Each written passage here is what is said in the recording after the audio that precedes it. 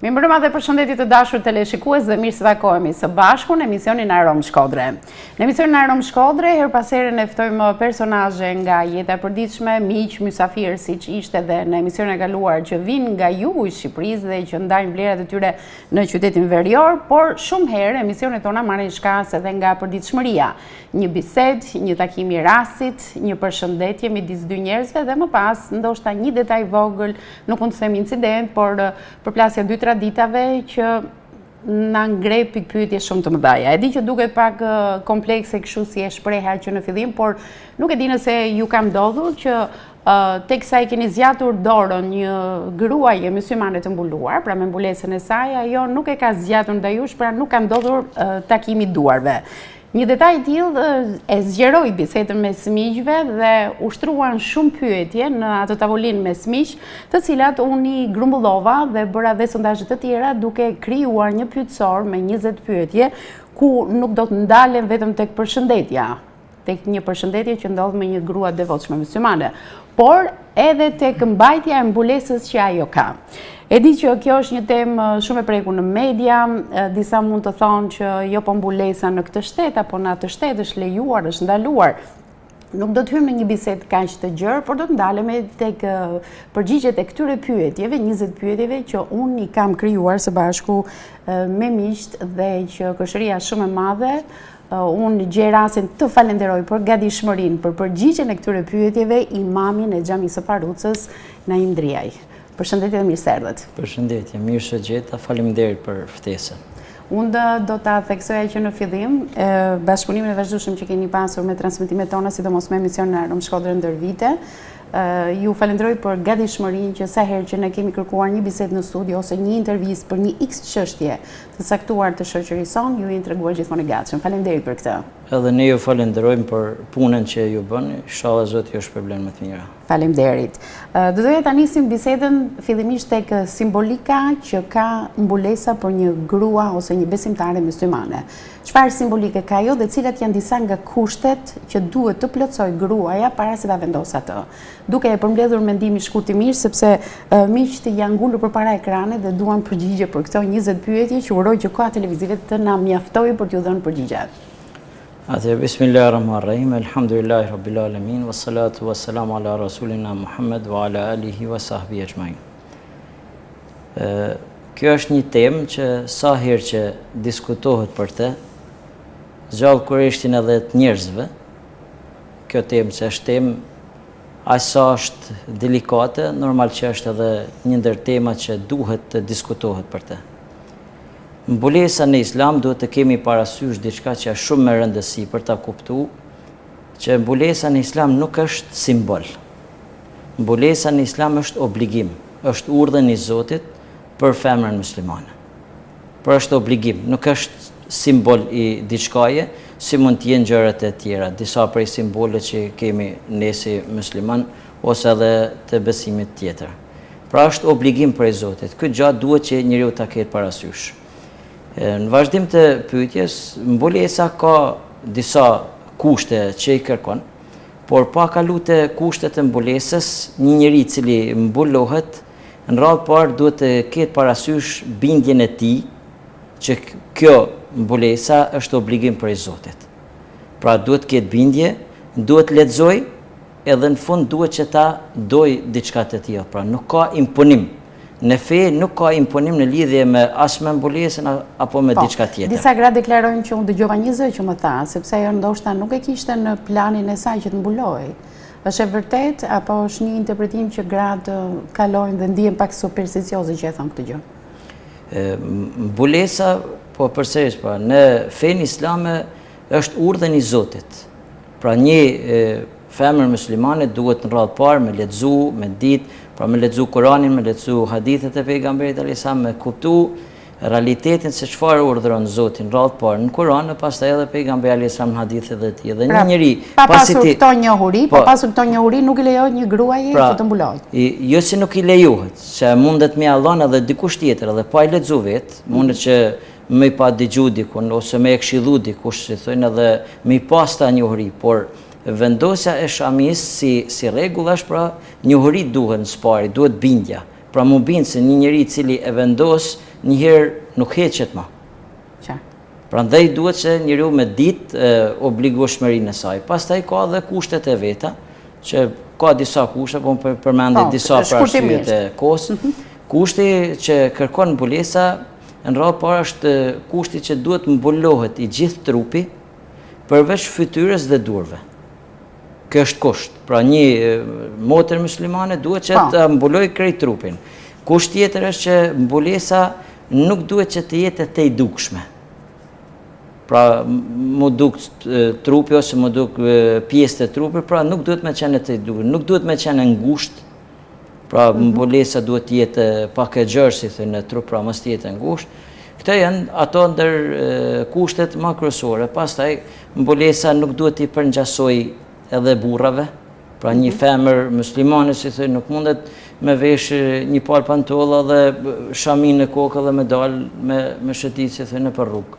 Pra duhet që mbulesa mos përngjajnë, që pejgamberi alayhis salam thotë, nuk duhet që veshja e grave t'ju përngjaj burrave, as burrat t'ju përngjajnë grave, si thënë në veshje.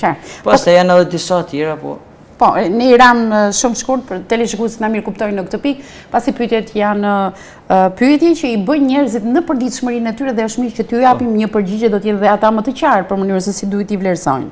A është mbulesa fetare një urdhër hyjnor i përhershëm apo një normë kulturore e lindur në një kontekst arab të shekullit të 7?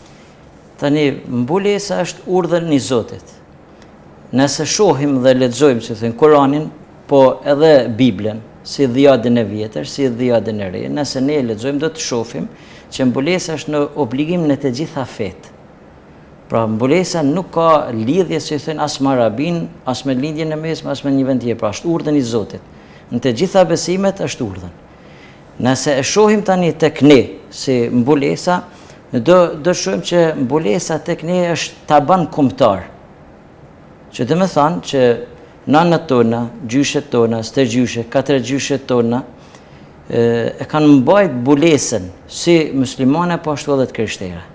Dhe nëse dojmë për me kuptu edhe, se thënë, rëndësin përveç nga ana fetare. Flasim për të traditë, më falni se unë ndërpres, për periudhën që është krijuar gjatë pushtimit otoman, apo flasim për këtë mbulesë para këtij pushtimi? Edhe para, edhe pas lirimit. Të dyja, edhe para, po edhe pas. Është maj deri kohët e vonde edhe sot bile, ka në vendin tonë, në për Malësia dhe në për shumë vende, për shembull që akoma mbajnë, për shembull të moshuarët, nëse ne do t'i shohim të gjitha janë me mbulesë. Edhe ne bile kemi diçka si popull që krenohemi e lëvdrohemi tek të tjerë me Shën Terezën, e cila është një zonjë e nderuar, por me mbulesë. Pra mbulesa jep me kuptu që nuk është vetëm tek ne si musliman, pra vetëm për një musliman, po është edhe tek besimet e tjera. Si tek krishterë, po ashtu edhe te qifute, pra jahudit e tjerë me radhë. Do kalojmë të pyetja tjetër, nëse mbulesa është detyrim fetar, pse nuk ka të njëjtën formë apo rëndësi në të gjitha vendet muslimane? Mbulesa në gjitha vendet muslimane është e njëjta formë e obligim. Pra një njeri që është musliman, si në Amerikë, si në Francë, si në Arabi, si në lindjet mesme. Ndoshta të stilit, të forma saj, të ngjyra e saj, të mbajtja e saj. Të mbajtja, të ngjyra këta janë pastaj përzgjedhje që e bën vetë njeriu, si them. Sipas traditës ose zakoneve që mund të ketë për shembull një vend, që po xojmë edhe ne në Shqipëri, ne nuk mund të veshemi, po xojmë me një veshje që mund na e veshim xhami dhe me dalë në rrugë. Pra ka, si thë, një veshje e cila është e posaçme ndoshta për një vend dhe nuk është një vend tjetër. Për shembull, një veshje arabe që veshet në Qabe ose në Medinën e pejgamberit alayhis salam, ne nuk veshim në Shqipëri me të, sepse ka kultura, gjërat pra ndryshojnë. Kjo është arsyeja, jo si simbolesë. Simbolesë pra thashëm fillim. Ngjyra që të mos dominojë ngjyra e zezë, sepse ndoshta te ngjyra e zezë forma e saj bëjnë lidhjet me vendet arabe. Nuk ka në Islam nuk ka një specifik në lidhje me ngjyrën. Pra zgjedhje grave në Shqipëri që vendosin të zezë dhe nuk e vendosin jeshile. Mundet ta zgjedhje personale. Nuk është një obligim, si them fetar. Obligimi fetar është mbulimi i gjithë trupit. Po jo ngjyra. Jo ngjyra. Jo ngjyra. Okej. A mund të jetë mbulesa një mënyrë e imponuar për kontrollin e trupit të gruas e maskuar si devotshmëri fetare? Jo, asnjëherë s'ka si me qenë, si thënë, që është urdhën i Zotit. Derisa është urdhën i Zotit, Zoti e din se Zotit ka kriju. Ai e din ç'a është e mirë dhe ç'a është e dëmshme për njeriu. Një rregull është rregulli i artë që duhet ta kemi ne parasysh gjithë, që diçka që e ka urdhëruar Zoti për më e bë, ajo është në dobinë e njeriu. Edhe diçka që e ka ndalu është në dëmin e njeriu, se Zoti nuk urdhëron diçka që është në domin tonë, por diçka e cila është në dobinë tonë. Prandaj Allahu xhaleshanu në gjitha vendet ku thot në Kur'an që ka ndalu diçka, ajo është në domin e njeriu. E çka ka urdhëruar është në dobinë e njeriu. Në Shkodër për shembull ka gra që janë mbuluar në një X moment të caktuar të jetës së tyre. Mirë, por njerëzit e njohin të kaluarën e këtyre grave. Dhe shumë herë i komentojnë, po ajo ka qenë tjetër njeri para se të mbuloj. Pra, mos ndoshta përdorin mbulesa për të fshirë të kaluarën, apo çdo gruaje i jepet e drejta që të mbulohet.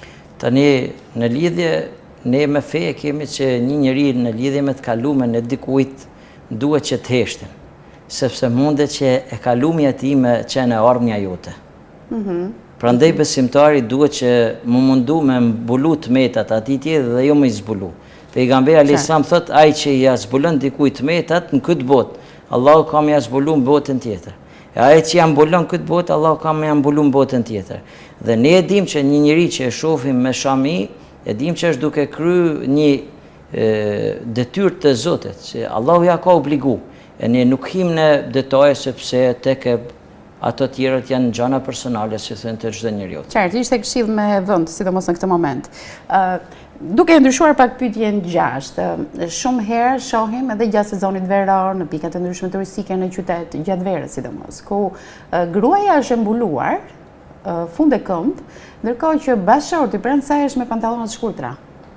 Domethënë, ka një padrejtësi në mënyrën që pse të mbulohet gruaja dhe të mos mbulohet burri, përderisa janë një çift që jetojnë bashkë. Tani feja i ka dallu mbulesën e burrit edhe mbulesën e gruas. Pra feja i ka dallu këtë, si thënë edhe njeriu duhet me ecë, si thënë, sipas atyre rregullave që ka caktuar feja. Nëse shohim Kur'anin famlar, mbulesa, si thënë, është edhe për burrin edhe për gruan. Pra nuk ka një lloj veçimit se gruan duhet që të mbulohet krejt, edhe burri duhet të rrinë ndryshe. Pra dhe burri ka mbulesën e vet. Pra burri, si thënë, dhe burri e ka, po burri nuk e mban, ndërkohë që gruaja e mban. Pra burri është i detyruar në një rast të tillë. Edhe burri dhe gruaja, se mbulesa, për kur themi ne me u mbulu, si thënë, burri pra nuk mund dalin si të kenë dëshira në rrugë me shëtit. Pra ai ka etikën e veshjes.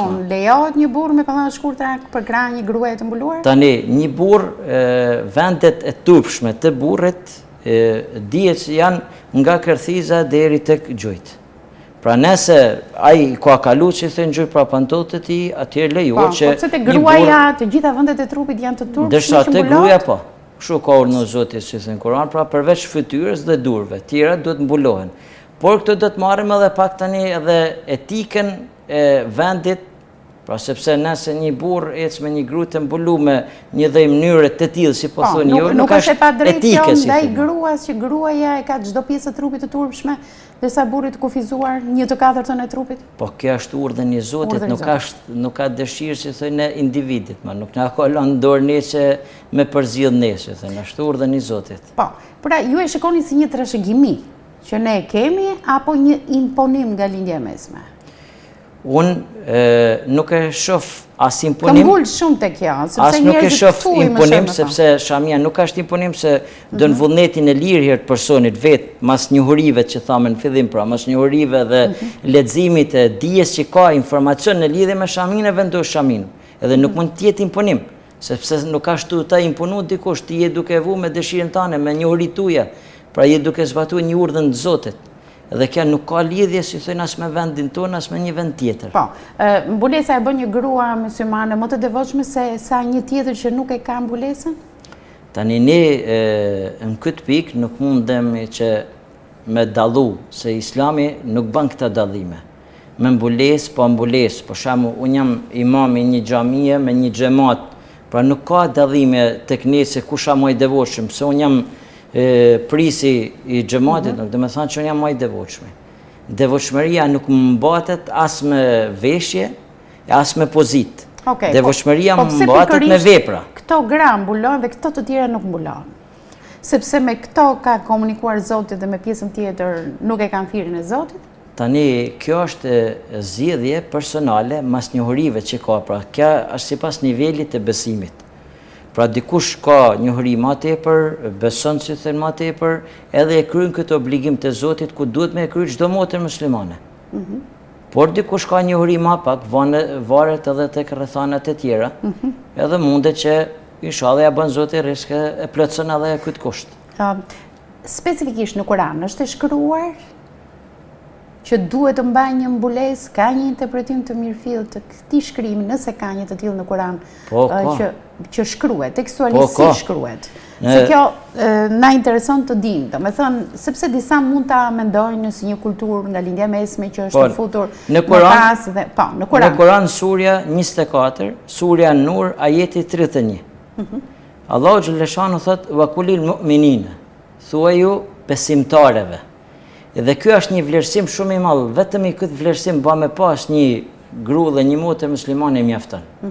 Pra Allahu ka përzidh që me i dallu ata me një emër besimtar. Si njeriu gjithë jetën e tij mundohet që me marr këtë emër.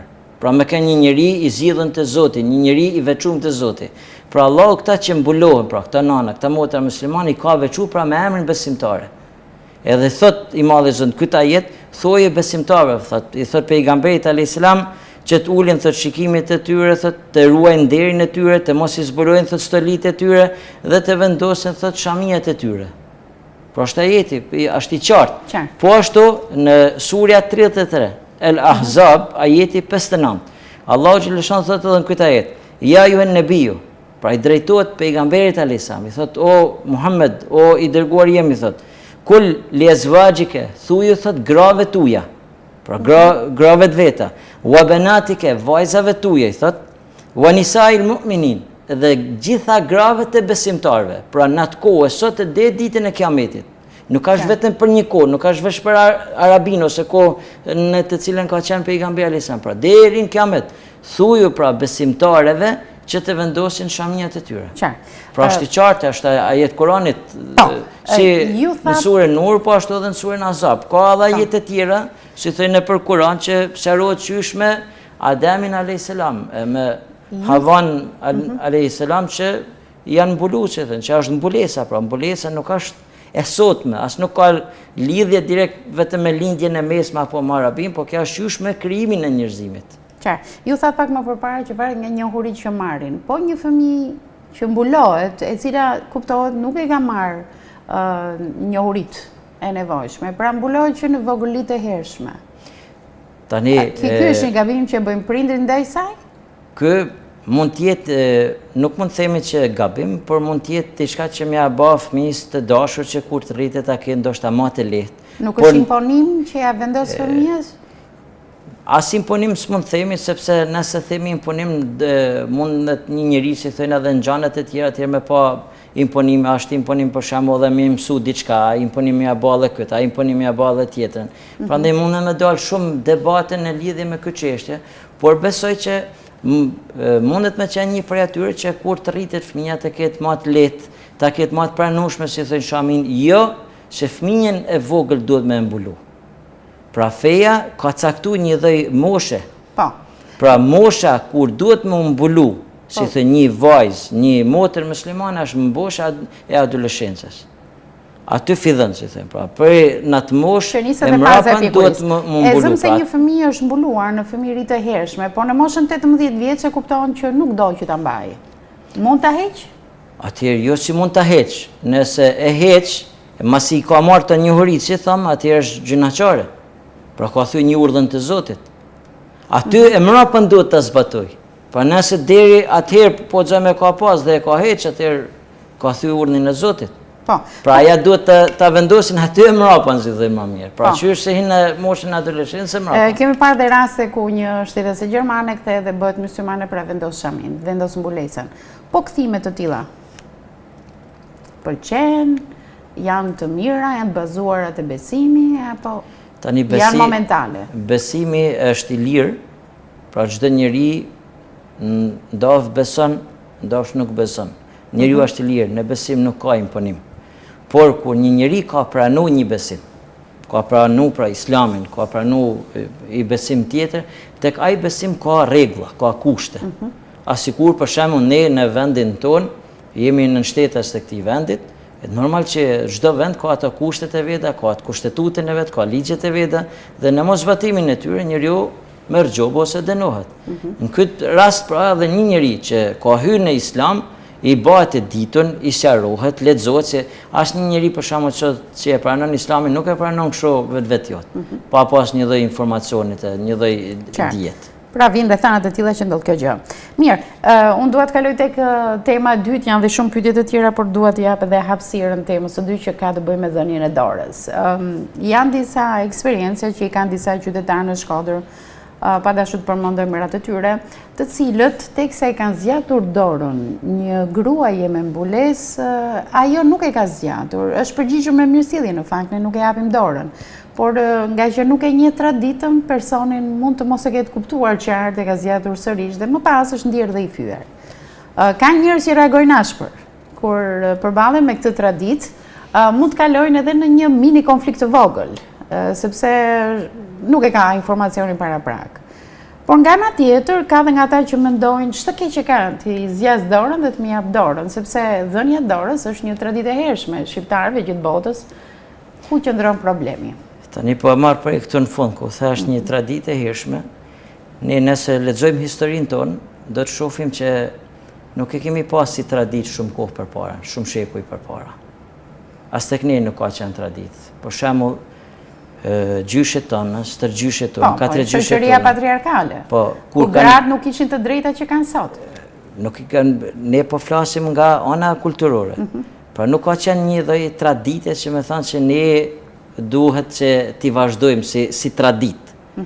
Nëse marrim pastaj anën fetare, do shohim që dhënia e dorës, si thoj nga ana fetare, pra një motër muslimane, një femër muslimane, pra ka të ndaluar. Dhënien e dorës atyre. Kjo është e shkruar? Po, është e shkruar. Është e shkruar. Si është e shkruar? Ka është e shkruar. Ka hadithe të pejgamberit alayhis salam shumë që flasin për. Po, ka shumë që flasin për këtë punë. Për shembull, është e qartë? Është e qartë në hadithe të pejgamberit alayhis salam. Bile thot nëna besimtarve, Aisha radhiyallahu anha thot, pasi tregon mënyrën, pra se si gratë ja jepnin besën pejgamberit alayhis salam, pra kur një gru hynte në besim, pra në islam, e lente idhujtarinë e politeizmin që kishte, pra hynte në besim dhe kur shkonte thotë pejgamberi alayhis salam, pra me Allahn besën që po pranoi fen islame, nuk ja jep të thot dorën, por ja jep të thot besën me fjalë, pra jo me dorë, jo me Allahn dorën, po jep të fjalë, pra unë besatohem që do zbatoj urdhnat e Zotit, do mbulohem, do falem, do kryej obligimet e tjera me radhë, pra jo me dorë, që të hadithin transmetohet te Buhariu. Çfarë të keq që ka dhënia e dorës? Që si po vjetë, pastaj ka hadith tjetër, prap, unë thë pejgamberi alayhis salam nuk ja kam dhënë asnjëherë thot grave dorën. E justifikon këtë gjë? Pse? Në Kur'an? E thot dhe arsyen se përse? Tani, po vim edhe tek ajo pikë. Pastaj ka prap tjetër, thot, më mirë për ju është të goditeni thot me diçka, se sa t'ja jepni dorën dikujt. Pra me një gjilpëra, me diçka si thënë kokë, pra të goditeni me diçka se sa t'ja jepni dorën thot dikujt. Pse? Pra këto janë, si thënë hadithe. Tani, kur vim të pyetja pse, ajo që është e rëndësishme, besoj, është sepse një njeri për shembull i cili ty ta shtrin dorën për me ta dhënë, nëse ti nuk ja jep dorën atij personit, por ja kthen me një mirësjellje, me një edukat, besoj që nuk duhet me qenë një problem deri në atë pikë sa mu bë problem tek njerëzit. Sepse kjo është edhe çështje për shembull, ne në vendin ton thotë ju e kemi si traditë. Po në shumë vende tjera, për shembull tazise, në shumë vende tjera nuk e kanë as pak traditë, si thonë me Allahn dorën, bile me Allahn dorën shikon me një shikim ndryshe. Qartë. Ama tek ne për shembull as si traditë. Tani, edhe ne derisa njohuritë fetare pra janë dhe i ka një person, edhe ti e shet që është e mbuluar ajo gru, normal që edhe një njeri duhet që nëse ajo ja kthen me të mirë, pra me një fjalë, me i buzëqeshje, me fjalë tjetër, mundet që që thënë mu mirë kuptu nga ana tjetër. Ka dhe diçka që pse. Pse? Këtë pse në shumë raste nuk i gjehet. Mund bëj edhe një lidhje të vogël. për shembull, mbretëresha e Anglisë. Nëse ne e shohim për shembull, e kanë pa që para se më ndroi jetë ajo, ton kuën ka ne me dyroshka. Edhe okej, ne po flasim për njerëzit e thjeshtë, jo, domethënë përgjithësi. Janë të tjerë raporte ndaj mbretëreshës që ne mbajmë aty dhe njerëzit kanë futur dhe fustani për atë kur është mbretëresh, pra ka të tjera raporte kur është mbretëresh. Po ka si ashtu kontakt. Në përditshmëri, kjo për shembull nuk është mos respekt. Pra mos me tallon dorën, po me tallon dorën me diçka tjetër, nuk është mos respekt. Edhe askush për shembull nuk e diskuton diçka të tillë. Pse figura e saj, pra pozicioni i saj nderohet. Derisa për shembull figura e saj, pozicioni i saj nderohet, sepse ashtu e ka zgjedhë ajo për me qenë, ka arsye të veçë me një kërkim të vogël në internet dalin, si thënë, edhe shumë arsye, të cilat nuk janë as binca dhe njeriu mund të më thonë pse, por në fundit as zgjedhja e saj. Edhe as kërkush për shembull nuk e merr për keq. Atje pse ne ta marrim për shembull për keq, pse një motër muslimane nuk ta jep dorën. Okej. Pra s'duhet ta marrim për keq, sepse ajo zbaton një prej obligimeve fetare. Pra si i lexova edhe hadithet e pejgamberit alayhis salam. Unë dua të kuptoj obligimin. Pse nuk jep dorën? Çfarë ndodh nga një kontakt me një burr ose një grua që ta jep dorën? Jo, ato grave jo japin, por nuk e japin burrave. Pra nuk është se përjashtojnë dhe gratë, se po ti përjashtoni dhe burra dhe gratë, okej, në rregull. Po ato ja japin grave dorën, po nuk japin burrave. Tani këtu përjashtohet ato burra, ato persona me të cilët i lejohet martesa. Se aja babs, vllajt, ars, dojs, vjerrit, tonë jep dorën. Po, njerëzit rrethin grush familjar. Jep dorën, se jep dorën dele zbulume para ty në krejt. Ama me ato njerëz të cilët atyre ju lejohet martesa nuk e jep dorën. Pra kjo është pse, çfarë ndodh? Ka ndalu besime, ka ndalu feja. Çfarë mendon ai grua pse nuk duhet? Vetëm pse është e shkruar dhe ajo nuk është e ndërgjegjshme për këtë gjë? Nuk është e ndërgjegjshme për këtë gjë, se përse e bën këtë, pra ne gjithmonë kërkojmë arsyeën te gjërat. Ne nuk e japim dorën. Ka ndodh flirt? Zotri, me një person të panjohur? Nuk është puna vetëm tek jo panjohur ose një kontakt apo diçka tjetër. Por është punë se ajo zbaton një prej rregullave fetare. Pra, pejgamberi alayhis salam ka nuk shoh në hadithet e tij, dhe ajo derisa ka zgjedhur mbulesën, ka përzgjedhur edhe këtë rrugë. Okej. Ne pse mos ta respektojmë përzgjedhjen e saj, po ne ta shtyjmë për me Allahun dorën? Pse? Çfarë po të përsëllon ty atë? Pse? Nëse ne do ta dinim, okej, unë e respektoj, por në momentin që unë nuk e di, sepse jo të gjitha gratë e mbuluara e bëjnë këtë veprim, pra ka nga ato që ta japin dorën. Në përgjithësi, pra gratë e mbulume, sot për shembull, ata nuk ja japin dorën atyre personave që e dinë që nuk lejohet dhënia e dorës. Këtë duhet me pas diçka kujdes, edhe nuk mund me marr për 2-3 persona dhe me marr shumicën. Pra, në përgjithësi, pra, atyne që e din që nuk lejohet për shembull me dhënë dorën, nuk e japin. Si për shembull marr një grup besimtarë në xhami, ajo nuk më jep dorën mua, se dihet se s'bën me mallon mua. Edhe unë nuk ja zgjes dorën. Ama nëse për shembull një person shkon në shtëpinë e saj ose në rrugë dikun takohen, që atë person për shembull nuk ka njohuri fetare, edhe këta nuk e çojnë veten deri në atë gratë. Pra, mos të keq kuptohemi. Kjo vlen edhe për burrat, domethënë burrat nuk duhet t'ia japin dorën grave? Po si për burrat si për gratë. Ka diçka Okej, për hir të së vërtetës, mua më ka qelluar përpara bibliotekës të përshëndetem me miftiun e Shkodrës dhe më ka zgjatur dorën. Po të ka zgjatur dorën se e ka ditë se për mos me pas një keq kuptim apo diçka e tillë, si them, edhe mund ta bëjnë tani, kjo është, si them, zgjedhje e personit, ne nuk mund të marrim personat me pa me zorin. E zëm se po kam një grua të mbuluar përpara. Si mund ta dalloj unë nëse vendosem në rolin e një burri, domethënë që s'ka lidhje fare fisnore me gruan. Si mund ta dalloj ai nëse duhet të zgjes dorën apo jo, apo në të gjitha rastet nuk duhet ta bëj këtë tentativë? Po në të gjitha rastet ti e shet mbulume, pse më zgjat dorën? Atëherë ti nuk ke njohuri fetare për këtë çështje. Pra ke mungesë njohurie. Unë thash edhe një herë fillim, ka shumë rëndësi, prandaj shoqëria këtë nuk e di pra. Po e fillova me këtë. Se ka shumë keq kuptime të shoqëria e jon, si thënë, duke i trajtu këtë çështje, dikur ndoshta ka qenë shumë problem në fillimet, edhe ndërsa sot Nuk është aq problem. Ka duke ndërgjegjësu njerëzit, duke kuptu, duke lexu. Shi për shembull sot në xhamitë tona, krejt me rini mushë. 80% në xhamive sot janë djemë të ri e vajza të reja. Pra nuk është mosha e tretë. Pra këto kanë lexu, kanë ditë si thënë, kanë arritë këtë pikë. Ndoshta që nuk është i besimit musliman dhe ne kemi dhe katolik, të krishterë ortodoks, të cilët nuk e din këtë rregull. Ke edhe brenda besimtar musliman që se dinë ata vetë. Atje me këta tolerohet si thënë kja rrugë. Domethënë ideja është, okay, këta se do veprojnë që nuk e din këtë rregull. Por nuk e din do ta mësojnë. Që nuk do t'i zjasin dorë një grua. Që ju falenderoj bële për këtë radhë, ju bat një emision tillë për këtë çështje, njerëzit do ndërgjegjësohen, do ta mësojnë që është një prej rregullave fetare. Gruaja është mbuluar. Ka një interpretim dhe unë e vlerësoj faktin që sa herë që ju kam drejtuar pyetje, ju më keni dhënë dorë që të bëj të gjitha pyetje pa bariera. Po dua të bëj dhe një pyetje të tipit. Për shembull, burrat që nuk e dinë këtë gjë dhe që zgjasin dorën, mendimi i parë që vjen në mendje teksa e shohin gruan e mbuluar në krah të bashortit, ai e shikon veten ose fyet sepse e shikon veten si një kërcënim në thonjza seksual për gruan. Pra i thotë po i marr nderin që jap dorën, s'po ma jep dorën. Këta janë gjëra si thënë të ulta, nuk janë gjëra që s'kan lidhje si thënë me çështjet e besimit. Këta janë gjëra ndoshta të personit individual është muhabet tjetër, por s'ka lidhje si thënë me çështje. Sepse çdo gjë lidhen nuk e prekja e dorës lidhet me flirtin apo me dorë të diçka e tillë. S'ka lidhje me atë punë. Nga ana fetare nuk ka lidhje me atë punë. Okej. Unë kam edhe pyetje të tjera, por ne pak a shumë edhe i përfshim dhe nuk dua të bëj nëse qëllimi është ruajtja e modestisë, a nuk është më modest të pranosh një përshëndetje me dignitet sesa të refuzosh dhe të krijosh ndarje në shoqëri?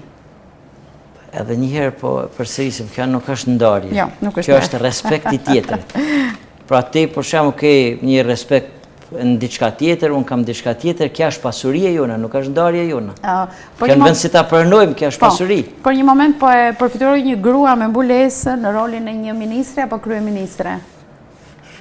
Do ta jepte dorën ajo?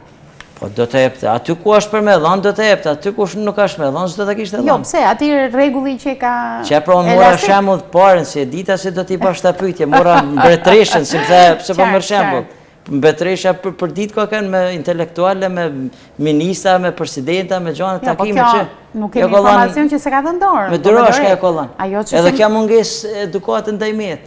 Ne nuk i kemi parë të gjitha takimet, ndoshta ajo dalja publike që ka dorëzë shtëpisë. Gjithkush mundet me bën një kërkim krejt thjesht në internet. Edhe mund t'i dalin gjitha. Okej, nuk cënohet mikpritja shqiptare kështu? Nëse të cënohet mikpritja shqiptare kështu, atëherë ne jemi një nivel shumë të vogël, shumë dopt. Që mikpritja nuk është vetëm me dhënë dorën ose diçka, pra mikpritja është ku njeriu të hap zemrën, se thënë, njeriu e sheh me buzëqeshje, çfarë duhet për shembull dhënia një dorë ku një njeri sheh krejt me nerva aty. Ma mirë mos me ta dhënë as atë dorë hiç më. Okej, pra dhënia e dorës atë mbetet një zgjedhje e gruas, nuk muslimane, devote. Pra një zgjedhje e cila bazohet në një obligim. Po, më ka ndodhur që në një takim ajo nuk e ka dhënë në fillim, por kur u miqësuam, që qëndruam diçka gjatë në ikje sipër e dha. Ju ka dhënë juve? Një person i mashkull që ishte në shoqërinë tonë. Kjo nuk bën as në fillim as në fund. Nuk bën as në fillim e fund. S'ka lidhje si thënë me as me miqësia, as po miqësi. Ky është fakti vërtet, domethënë se në fillim nuk ja dha. Tani ne po pastaj kur ne qëndruam gjatë, bëm pak humor, treguam për jetën tonë, punë, probleme të tjera. Në dalje sipër, pra kur ne po largoheshim nga familja, e dha dorën. Tani ne nuk duhet të marrim disa raste, se nëse ja nisim për me marr disa raste në këtë aspekt, mund të marrim shumë aspekte të tjera, shumë raste të tjera. Prandaj, ajo që ja vën pikën, kësaj është sepse kjo është një prej rregullave fetare, nëse një femër muslimane shifet e mbulume me shami, dihet se kjo, që i thënë as dorën nuk e jep. Nëse një njeri ja zgjat dorën, aja nuk është as naive, sa mos me ditë me gjetë një lloj mënyre, ose me një buzëqeshje, ose me një fjalë të mirë, edhe në fundit, edhe me dhënien e dorës, nëse e rastit, pra një njeri cili nuk e din, por një njeri që ka një ori fetare, ai vetë si thënë nuk shkon deri në këtë pikë. Pra ne duhet të mësojmë edhe më shumë dhe kjo ti mos i përkasin. Tani kam dëshirë ta përmendi një thënie të një dietarit që besoj që jep përgjigje të dyjave këtyre pyetjeve. Hasan el Basriu ka një thënie të bukur, thotë, për dy kategori njerëzve duhet me pas frikë. Për një njeriu të ditur po të pa fe, dhe për një njeriu të fetar po ignorant. Pra për tyre dy kategori njerëzve duhet me pas frikë. Pra mund të jetë i ditur po është i pa fe. Edhe një njeri mund të jetë fetar. Pse e ka thënë ai këtë?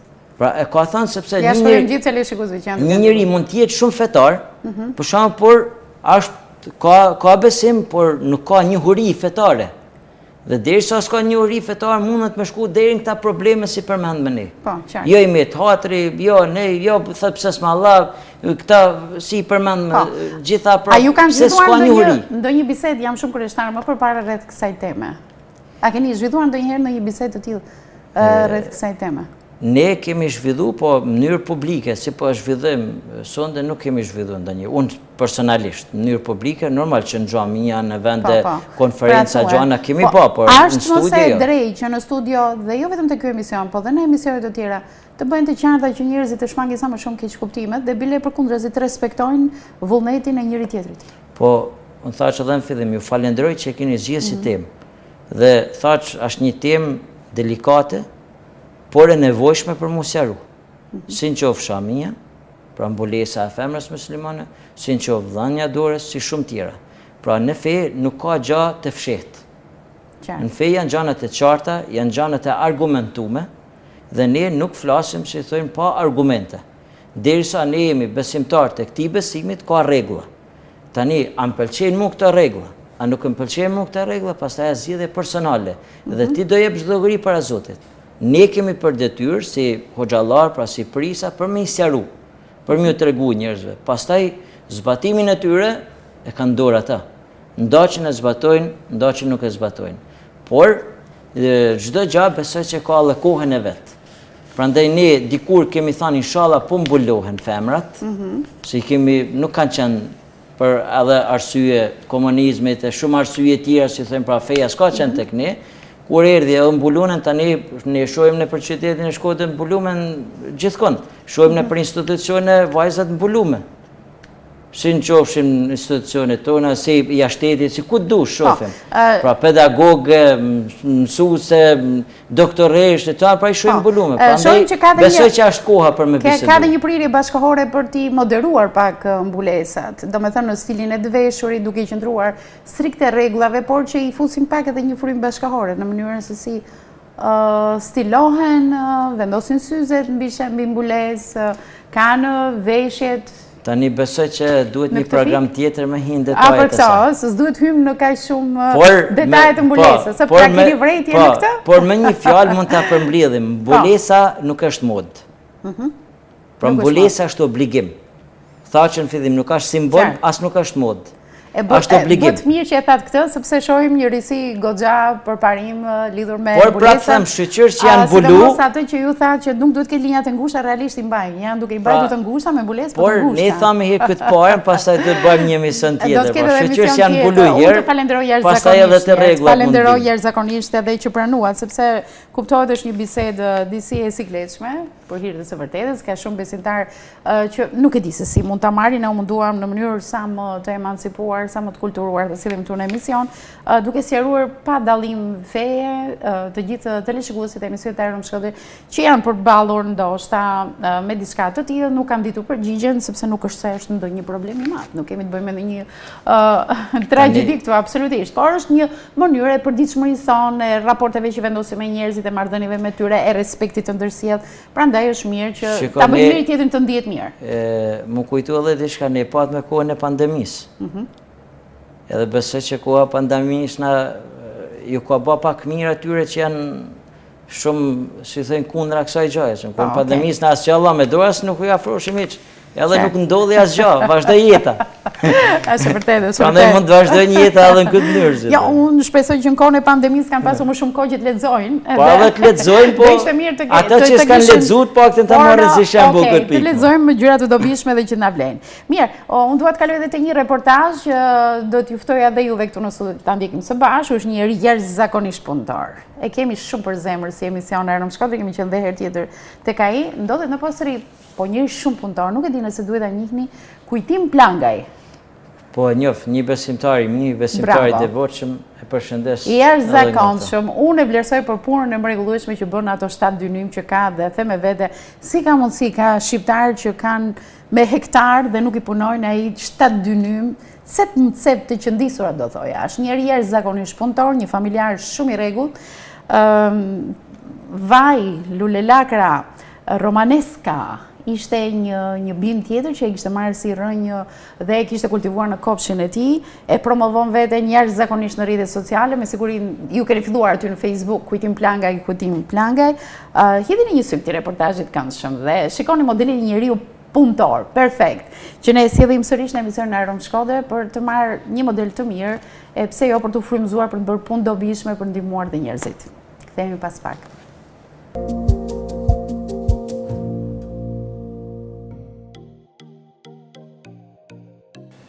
Kur e kupton rëndësinë e natyrës dhe je i lidhur pas saj, ja kupton vlerën në çdo stinë. Nëse keni menduar se lugina e Kirit është e bukur vetëm në verë, sidomos në vendet ku dhe mund të zhytesh, në ujërat e pastra, gaboheni. Shikoni çfarë pamje e mrekullueshme e kësaj lugine edhe tani në Vjeshtë. Një lumë që e mbush tratin e tij tani fal edhe shirave. Dhe nga ky vend në të cilin ndodhemi, në dalje të qytetit së Posribës. E të mendosh që piknisjen ky lumë e ka nga plani Dugagjirit, e mëtej rëshqet heri që edhe heri rëmbyeshëm në shtratin e tij, që krijon një atraksion të jashtëzakonshëm për çdo vizitor këtu, edhe pse për mungesë të rrugës numri i tyre është i kufizuar. Përballë lumit do të vëresh shtëpi pranë dhe nga sratoke të punuara gjithmonë. Është njësia administrative me njerëzit më punëtor në të gjithë Shqipërinë, por për fat të keq me sipërfaqe toke për frym më të voglën. Ne po shijojmë të pamje të mrekullueshme për pak kohë, ose më saktë gjatë konsumimit edhe të një kafe aty me miq të mirë. E mëtej do të bëjmë një vizitë tek një nga banorët më punëtor që ka Posriba, Kujtim Plangaj. Kujtim Plangaj ka gjithë jetën e tij që merret me bujqësinë. Është një traditë e trashëguar nga të parët, edhe pse nuk ka më shumë se 6 dynym tokë në shfrytëzim. Toka zakonisht nuk kam shumë faktikisht, 6 dynym tokë. Po atë kemi pasion që në kohët e në vetë, e kemi traditë, jo të mëzej, po edhe për para, zonë e unë punëtore, merrem gjithmonë kultura kryesore është qepa e Drinshtit. Fokusi kryesor. Dalemi pak te këto 6 dynym. Në 6 dynym ti bën mrekulli dhe çfarë prodhimi me në 6 dynym për të kuptuar teleshikuesit sa punëtor je?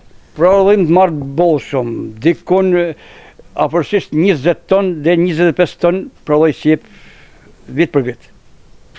Plus qepsh kam pas 5 ton patate, atë e mori Tirana. Patate ishte jashtëzakonshme, me zhverë dhe shishme. Që do thot tani s'kemi patate si i ka gjithë në Tiranë. Në Tiranë, e konsumoj Tirana. Në Shkodër nuk iku fare. Po, ata ku është leku, shkon edhe malli. Bëj humor. Edhe mielli tash dyta, mielli kam miell, do i tregoj pastaj do gjanat veçanta si kam miell, risi për në Shkodër. Pra ti eksperimenton te toka jote, që do na i tregosh pak më vonë. Po. Ai ka sivosur mirë qepët në një magazin dhe çdo ditë prej tregtarët që e blejnë qepën me shumicë. E jashtëzakonshme. Është kulturë 300 vjeçare vajtet qepa Drinshtit, nuk i humbet kurrëherë vlerat është shumë e shijshme, si ta përdorësh në sallada, në zjell, ka një shitet pa pam, nga se me vajtet e qepëve tia si vin nga i porti. Po çan dikon te kjo qepa e Drinshtit që ti kaq e mirë të marr konkursin e bukurisë të shijes në gjithë Shqipërinë? Ndikon shumë, klima, zona se koç nuk është qepa Drinshtit, por këtë zonën tonë është ky vajtet. Se po ta mirë këtë qep në kanon Shkodra nuk bëhet. Mund të themi edhe se klima e favorizon qepën e Posribës që ajo të bëhet kaq e mirë, por dhe shërbimi që i bën njerëzit punëtor këtu është i admirueshëm. Zona Posribës një vetë zonë punëtore, si merren me këtë punë tani herët, edhe kanë pasion, Se dhe mos qep sot, qep zrisht nuk I ndalimi, asherë. Po, tani sa qep kanë mbetur këtu që po presin tregtarët I marrin? Unë faktikisht e nis ecuria filloi dopt nga ana çmimit faktikisht. Prodhimi ke I kënaqshëm I bollshëm këtë vit. Nuk pat prekje asnjë smundje gjatë ecurisë midhes nga janari deri në korrik, që e mirë, por pat lohatje shumë çmimi në fillim. Nga zgulja që çmimi shumë lirë. Por tani ishte, domethënë edhe në cilin muaj bëhet fjalë? Faktikisht ishte me 30 lek, 40 lek kilogrami me shumicë. Por pak kohë. Fjalë për cilin muaj? Muajin korrik, gusht, shtator. Bukur, tani jemi në tetori, po fillon nëntori. Filloi tetori, gjysha tetorit, filloi çmimi aty ku duhet me kanë çmimi. Tani unë po shes ka shkuar tani me shumicë? Tani unë po shes 80 lek kilogrami me shumicë te shtëpia. Nuk kam nevojë me dalë te tregu, vina marrin te shtëpia çipën tëme. Kështu që I gëzuar këtë vit, krahasuar me vitet e tjera, ky është vit shumë I mbarë. Falënderoj Zotin, jam shumë I gëzuar, edhe sjeva ka nej shumë mirë. Po, çfarë ndikon që u rrit çmimi? Apo fantastike që. Është e jashtëzakonshme. Po. Nuk e di tash Nikoj se on ke Nikoj çmimi por pak ditë në çmimi. E kuptoj. Është pashë shëndetshme, nuk ka as myk as një lloj infeksioni. Shumë e shijshme. Edhe shumë e shijshme për tavolinë. Shumë. Po. Këtu ke ndarë ato sipas kategorive, pra këtu janë pak më të mëdha. mëdha. Po, kam më të vogla, kam më të mëdha. Siç I kam lidh. Kam shumë prapë po lidh, kam akoma janë shumë e gjysma s'është të bërë akoma gati. Po, ti familjarisht përfshihesh tu, ke gruan, fëmijët që kur kanë kohë. Kur kanë kohë mi mojnë ata. Sidomos gruaja është stabël me mua. Punojmë gjithë bashkërisht bashkë me te. Okej, shefja. Kurse kur kam ecëri, prodhim që nuk më dal, marr punëtor sezonal. Pra ndodh edhe kjo që merr punëtor sezonal. Ata anakondën ku e keti? Anakondën ka ikë, anakondën që kena bërë dikur bashkë, ka ikë. Pushit, ë? Shpresojmë shpresojmë këtë vit me ne ndihmës nga shteti, pat idenë time ta realizoj vargën Saura e Mesit. Me sa metra I bie që tjetë? 110 metra gjatë. E pas ke matur, domethënë vetëm thjesht duhet një mbështetje financiare për të lidhur ato qep dhe për të qenë muzeale. Muzeale. Edhe ndoshta me hidhen në librin Guinness ma të vargën 110 metrash. Se person ndoshta edhe 1.5 ton mund vinë vargu I pesh si varg. Shumë I pesh. Edhe pse tashmë është marrë prodhimi nga toka, ajo sërish duket prodhimtare në çdo cep të saj. Kujtimi me këtë punë siguron jetesën e tij dhe të familjes, po ashtu ka krijuar dhe kushte dinjitoze për jetesë. Ai u qëndron bimëve mbi kokë, pa përtesë. Kujtimi na bën shumë përshtypje ky brokoli. Si ka mundësi rritet kaq I madh? Kaq të mëdhenj rriten brokolit këtu? Ky vit I veçantë, se ky brokolin e mjell zakonisht disa vite e mjelli, por kjo është këtë vit farën e ka marrë në Tiranë faktikisht fidanin, edhe asë një lloj pesticida gjanë nuk kam përdor, veç e ka po. Njerëzit kur shikojnë gjëra të mëdha e thonë a ka hormone, e kanë si shprehje. A ka hormone në rritje që është bërë kaq E madhe? Te unë nuk njihen hormonet, jo te unë pas te zona po strips nuk din çan hormonet, po që e ka fal Zoti. Arrit vetë natyrale, është shumë e shijshme. Pra është e shijshme dhe pse është e madhe e ka shijen brenda? Po, se ka shijen, shi absolute, shijet po me ka. Fantastike. E jashtëzakonshme është. Edhe ka rrit me shku deri te unë jo po te motra ime deri në 2 kg e gjys. Një lule të ndryshe, një brokol, bim 2 kg e gjys. Domethënë ja kështu si e manti në dorë 2 kg e gjys. Tonë jo po, tonë akoma se kam beshu po te motra ka shku rekord. Kjo sa mund të jetë afërsisht që ke dorë? Kjo dikon 1.5, 1.700 gram I kilet po. Domethënë kaq e madhe është bërë. Ua, te motra jote këtu në Posrip dhe ajo? Po. Domethënë ka konkurrencë midis teje dhe motrës? Nikon edhe mjedhja që mjedhat fidoni më rrallë pak largësia. Te rënjët e ushqimit që merr, Sa më afër rrin më vogël, sa më larg rrin më ka më ushqim. E kuptoj. Mua më pëlqen që ti në treg futesh edhe me eksperimente, me risi. Po, me risi. Na përmendje diçka si risi, po na e trego tani se erdhi momenti. Risia ime. Çfarë kam? Faktikisht ka 4-5 vite si kam një projekt por. Kjo është romaneska. Origjina e saj më duket është nga Italia. Edhe është frut, është hinte familja e brokolit dhe e lulilakës. Po, si ka ardhur fidani I saj deri këtu? Unë rastisht se unë gjithë ditën rrit në rrjetet sociale, duke parë edhe më një ide kur e pash në Google këtë romanesken, edhe pash edhe vetit kuruse, edhe vlerat ushqyese kësaj bims, Thash ta provoj. Edhe mora fidonin, faktikisht fare në morën në Francë para 5 viteve. E kultivova edhe u bëha jashtëzakonshme. Ku dallon me brokolin e zakonshëm që mbjell? As ka më shije, se kam pa emisione televizive në YouTube, ka shumë më vlera, vitamina se brokoli se lulakna. Njihet këtej në Shkodër, pjesa këtej ose në Shqipëri? Ja, nuk njihet, e? Tiranë po, Tirana konsumohet. Edhe jo në Tiranë disa pika ka nga ky frut, jo shumë. Po, ndryshon çmimi me brokolin, me romaneska? Ndryshon shumë. Që do thot? 3-4 fish më shtetë romaneska. Qose një brokol mund të kostojnë 1.000 lek vjetra kilogrami, kjo shkon 4-5.000 lek vjetra kilogrami. Rritet me vështirësi, ka... Shumë, po kej fje më veç po. Kja ka cikull gjatë për lëngjysh nga mjë dhe mund shkojnë dhe në 4 muaj si frot mu bo. Ma par nuk bëhet, është e fështirë i fje. Kja zakonisht ik eksport. Prodhohet në Shqipëri, por ik një eksport në vendet e prenimit në Europë.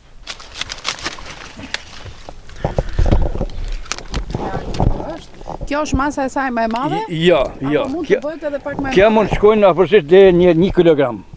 Deri në 1 kilogram. Po. Aktualisht mund të jetë më pak se gjysmë Po, kilogram. unë kam po një tubë që përdoret edhe për në ëmbëlsira. A futet edhe në ëmbëlsira Në kjo? ëmbëlsira romaneska, është e jashtëzakonshme. Po ti pjesë pak për pjesëmarrjen tënde në rrjetet sociale. Ti e ke kuptuar sekretin se çdo të thotë ti shfrytëzosh për mirë, për punë, rrjetet sociale, ë? Bravo të qoftë, domethënë. Çfarë thon njerëzit? Se për shembull disa të identifikojnë kush ai që bën ato videot që thot për vajza mirë për kështu. Kam shumë mjekse tash në rrjetet sociale, edhe në Facebookut kam shumë mjekse si po mjekun, edhe po i shohin videot e mia, po i pëlqejnë.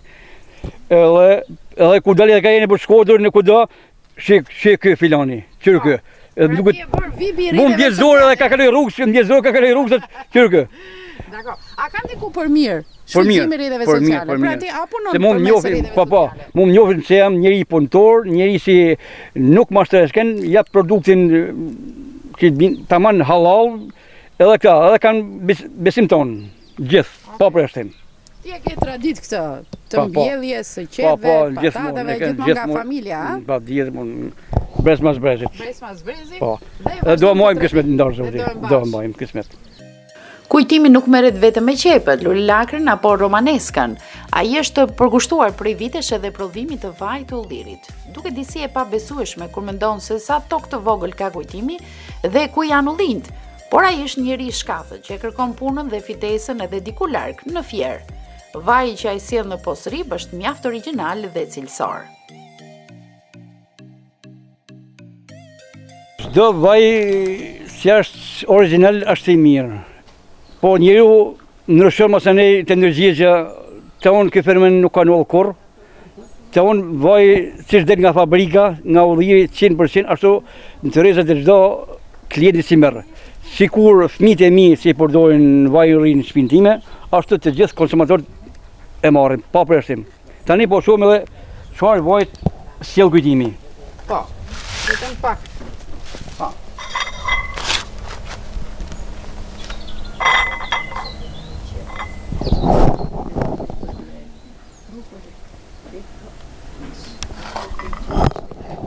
Është jashtëzakonshëm. Dje kam bë analizën, ka dalë me aciditet 0.3. Jashtëzakonshëm shije në aromë fantastike. Kujtimi ka ngritur rrjetin e fermerëve të Fierit, me të cilët bashkëpunon, ku siguron prodhimin e tyre, të cili më pas e çon në fabrikë për përpunim. Atëherë unë bashkëpunim me pronarët e fabrikave të vajit, 2-3 ditë para ja sugjeroj ullirin si duan, sasinë e vajit si duan, ai më siguron ullirin të fshatari, të jenë ulliri i prest nga gemi, jo ulliri për tokë, i pasët, dhe në mëngjes kur shkoj unë të fabrika, fshatari të fabrika, unë të fabrika, dhe procesin punës e shohën me sytë e mi. Ti e dallon ullirin që ai fshatari ka rritur mirë, pa pesticide, ti e dallon më njëherë, se u bën vite tani, ti ke eksperiencë. Dieta e punë, da. Dhe ti qëndron vaj te koka, nuk ikën fare, nuk ikën kafe ose i thua atij që Jo. do vi ta marr më vonë. Unë s'kam nevojë për analizë faktikisht, po ja bëna përshtypje analizë, se analiza jam unë, kur rrimi kokë dhe gjithë klientët që po morrin tonë, të gjithë po mërojnë Zoti trujt familjen, Zoti trujt ty, se me duret në knaqe me cilësinë e vajit. Se unë sot jem gjallë vetëm produkt biodëshës. Po, ti e hedh në pjatë sepse vetë teleshikuesi për shembull nuk janë të gjithë ekspertë, po tani kshu e shohin i trash, i shihni plot. Nga se hidhan pjatë dhe si e bona një postim, arriti rekord të murue, ku vinë të marrë këtë vajin, ku ke shpinë, sa është bolla në ujë ftoft. Është ka dalë jashtëzakonshëm. Çfarë do thotë kjo në ujë të ftohtë? Shpjegoja pak teleshikuesit, sa më shumë argumente që të bindet pse është vaj i mirë. Për me dalë një vaj ekstra i virgjër, maksimumi do në vend 26 gradë, 27 që ka rregullorja, me dalë vaj super cilësor. Që nga uji i pastërt, por kur bëhet me ujë ftoft me 20 gradë, akoma edhe 1 gradë më luks. 20 gradë. Ku është rreziku sot i vajit? Pse ndihet si i rrezikuar konsumatori? Çfarë bëjnë disa pronarë? Te ka tem ke prek i fije mund pak nuk do më hinte tema e tjerëve, unë flas vetëm për vajin si shëson. Për tjerë gjithkusht din çaban. Okej, pra e rëndësishme është që të blejmë vaj cilësor, të shëndetshëm dhe të kujtimi e kemi me garanci të plot. Vaj i shëndetshëm, ekstra i vizër, po. Me analizë bërë, që ka dalë me acidet shumë tudë, që do të thotë në Shqip, klasë shumë i shishëm. Që jeton gjatë. Të të naj ka, aromen, shien, edhe shërën shumë smunje me ndimin e Zotit. Po. Ky është vaj i ri tani. Vaj i ri, po. A duhet ta konsumojmë me një herë apo duhet ta mbajmë paksa dhe ta konsumojmë pak më vonë? Direkt. Ky është direkt për konsum. Po, nuk prish punë, nuk ka ndonjë ide se direkt. Unë që ka marrë, jam të përdorur në familjen teme. Po. Imagjino, ata që udhtojnë e shkojnë drejt jugu se i kanë bet nami i Fieri dhe Beratit, hajde harxojnë naftën e nuk dinë se çfarë ju vjen. Tregu është i lirë. Është shumë më mirë që të vinë këtu se ti je. Po, unë nga Shkodra, nga Postribe, po edhe unë atje në Lushnje, në Fieri e baj vajin. Atje marrullin, atje përpunoj dhe vajin te me sjellji te shtëpia. Është garancia plot, s'është nevojë të shkojmë në jug, po vim këtu. Te kujtimi. Kujtim ty të gjejnë në Postrip, adresën, si mund ta vendosim? Adresën është shkollaj, te kujtim Plangaj, fshati Boks Postrip, 067 52 30 508. Ku tjetër te kujtimi. Më ke bërë që ta pëlqej jashtëzakonisht vajin tënd, më ke krijuar besim edhe mezi që po pres që ti marr një 2 bidona, edhe atë sallatën e dimrit. Mund të ta kem atë deri në maj besoj, apo jo? Jo, deri jo. A duhet vi prapë edhe për 2 bidon të tjerë? Po, kismet. Faleminderit për besimin që jeni. Jo vetëm sallatën, të gjitha ushqimet, është mirë të fusin vaj ulliri, jo atë olimin. Prit njerëz, se do më çon ata olimin, do më bëjnë nami. Atë vajin që e merrni në market dhe nuk dini se çfarë hidhni në gjellën tuaj dhe pastaj thoni më dhëm këtu, më dhëm patje. Ja, vajin e ullirit këtu te kujtimi, vim e marrim. Edhe kemi një jetë të shëndetshme, se vaj ulliri përdor për shumë gjëra. Na dhimbni fyti? Gjithçka është. Është pemë si ka beku Zoti. Kur shitet gjithmonë vaj ullirit që gjet nga ulliri. Po pas ndërhymje, manipulime, po tjetë vaj ullirit sade është mrekulli, lëmë kush e përdor. Bravo. Shiko, unë do e marr në këto bidona. Do zgjedh edhe bidonin e vogël, ja tregojmë të gjithë teleshikuesit se dikush thot, a duhet ta marr të madhin me një herë? Jo, më ja marrim dhe këtë, pra për të gjithë teleshikuesit ju mund të merrni këtë. Faktikisht puna e ambalazhit faktikisht nuk është e mira. Ja, dhe këtë të madhin fare për të gjithë teleshikuesit urdhro. Ky është 10 kg, ky është 5 kg. Po, 5 kg. Çfarë të bëj unë? Ta hedh në shishe kur shkoj në shtëpi? Mira është në shishe cilësit edhe në inoxit. Unë e marr previzorisht për pak ditë. Po, sepse nga prodhimi te tregu, nuk kam mundësi. Sistemojnë, do japim edhe shishet juve. Kurse klienti po të kenë inoxit dhe shishe cilësit, është më mirë që ta hedh aty se do të ruhet shija origjinal, more, siç e ka marrë nga fabrika. Edhe në trin në errësirë. Jo në errësirë, jo në diell. Se disa i lën në balkon me qepët. Jo. E pastaj gjejnë ngjyrë portokall një vaj ulliri aty. Sa ka fajin kujtimi, e ke fajin vet, pra mbaje në inox, në qelç, edhe në errësirë. Gjej një vend, ama çdo ditë kur të bëj sa do thon, a kujtim rofsh sa malet. Lumë shënduar. Faleminderit. Ju bëf mirë ju.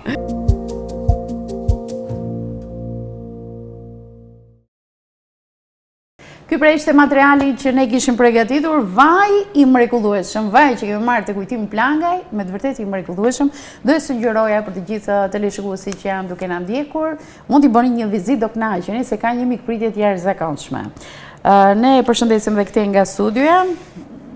Ne shpresojmë të kemi sërish. Imam. Ju falenderoj shumë në për emision. këtë program që ju keni bë. Inshallah Zoti ju shpërblen me të mira. Besoj që edhe teleshikuesit do të përfitojnë, si thënë, Patjetër që po. nga këto gjëra. Dhe këshilla ime është që të lexojmë shumë, Po. sepse duke lexu do të kuptojmë edhe gjërat edhe do ta mirë kuptojmë, si thënë, edhe tjetrën. Okej. Zoti ju Ne shpërblet. faleminderit që ishit me ne në studio. Ritransmetimin e emisionit do të keni mundësi ta ndiqni ditën e shtunë në orën 15:30, ndërkohë që ne po përgatitemi me personazhe të tjerë për të mbajtur gjithmonë pezull kërshërinë tuaj.